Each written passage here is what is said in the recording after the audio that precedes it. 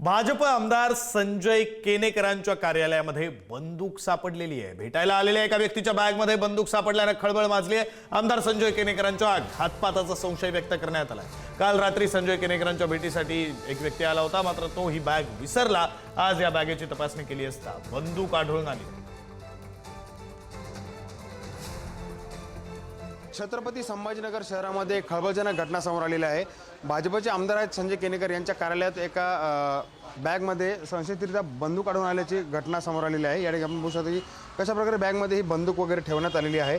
या ठिकाणी आता त्यांनी तात्काळ पोलिसांना सूचना दिल्यानंतर पोलीस या ठिकाणी दाखल झालेले आहेत। नेमकं बंदूक कोणी ठेवली, काय ठेवली, आता या संदर्भात पोलीस तपास करत आहेत। मात्र बंदूक आढळून आल्याने या ठिकाणी मोठी खळबळ उडालेली आहे। आपल्यासोबत भाजपचे आमदार संजय केनेकर आहे, पण त्यांना विचारूया, सर काय सांगा, तुमच्या कार्यालयात एक बंदूक आढळून आल्याने खळबळ उडाली? हे बघा, शहरातील प्रत्येक जाती धर्माचा जनमानूस माझ्याकडे त्यांच्या समस्येसंदर्भात येत असतो।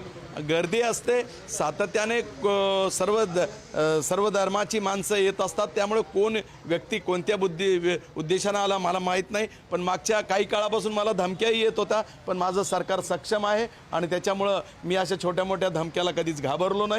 आणि कोणी जर मला धमकी देण्याचा असा प्रकार करत असेल किंवा माझ्यावर दहशत निर्माण करत असेल तर तो त्यांचा प्रयत्न फोल ठरेल। मला जाहीररित्या तोंडावर धमक्या देणारी मग भरपूर जण आहे आणि त्याच्यामुळे मी कधीच कोणाला घाबरलेलो नाही आहे। आणि त्यामुळे अशा छोट्या मोठ्या घटनाला मी घाबरून थोडी दहशतीमध्ये राहणार आहे। दहशतमुक्त शहर निर्माण करण्याच्या भूमिकेत मी चाललोय। तर या सर्व त्यांच्या भावना आहेत। या ठिकाणी आता पोलिसांनी त्यांनी बोलवलेलं आहे, पोलीस या ठिकाणी आलेले आहेत आणि आता ते या ठिकाणी बंदूक कोणाची होती, काय होती, ज्यात गोळ्या वगैरे आहेत का, या सर्व गोष्टींची शहानिशा करतील आणि त्यानंतरच काय हे प्रकरण संपूर्ण समोर येईल।